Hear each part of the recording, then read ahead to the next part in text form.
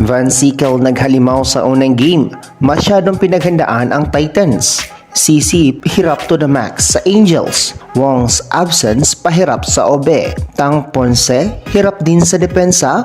Obe team unang game, lot-lot agad. Good day ka heart strong and welcome to our channel. Bago natin yan simulan, please support this channel by clicking like, share, subscribe, and click the notification bell para update ka sa ating mga video. Sa pagsisimula ng PVL All Filipino Conference ay bakbakan na nga agad ang ginawa ng dalawang bigating team na Chocomojo Flying Titans at Petrogas Angels. Pinahirapan, pinaluhod at pinatumba ng Angels ang CMFT sa kanilang unang pagharap this conference. Umabot nga sa fourth set ang laban in favor of Petrogas Angels, 25-20, 26-28, 25-21 at 25-16. Sa unang set nga ay nangapa ang CMFT sa kanilang laban, especially si Kath Tolentino na muling nagbabalik starter ng koponan. Naging mapusok naman ang Petrogas Angels sa pangunguna ni Sabete na naging mainit para sa Petrogas. Nahabulan nga ng CMFT ang kalamangan ng Angels sa mid-part ng set 12-11. Ngunit dahil sa composure ng Petrogas ay napanatili nila ang kalamangan.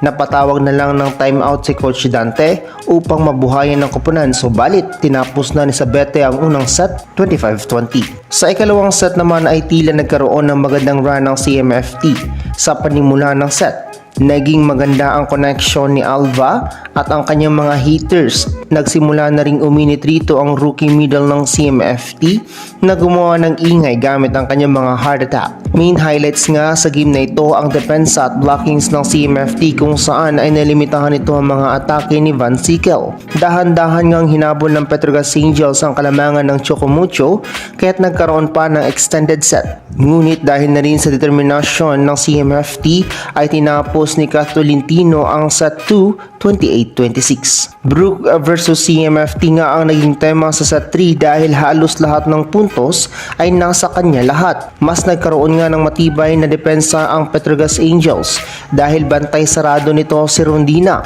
Hindi na nga hinayaan pa ni Van Sickle na magkaroon ng momentum ang CMFT. Placement ng bola nga at strong hits ang ginawa ni Brook, kaya't hirap ang Chocomucho na pataubin ng Angels.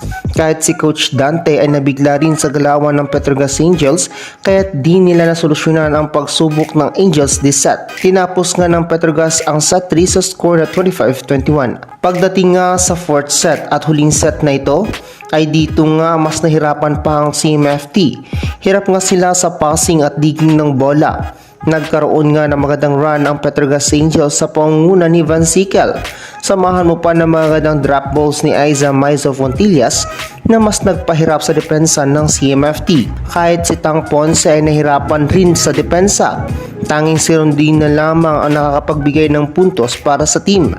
Dahil dito ay tuloy-tuloy na ngang paglayag ng Petrogas Angels at tinapos ang set 25-16. Si Brook nga ang naging player of the game at good starts nga ito para sa kanya. Kumamada nga si Van Sickle ng 34 big points from 28 attacks, 2 blocks and 4 aces.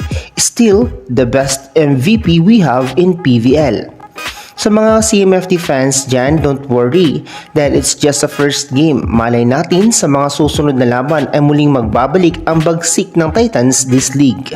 So hanggang dito na lang muna mga ka-Art Strong. Please do not forget to subscribe and click the notification bell para update ka sa ating mga video.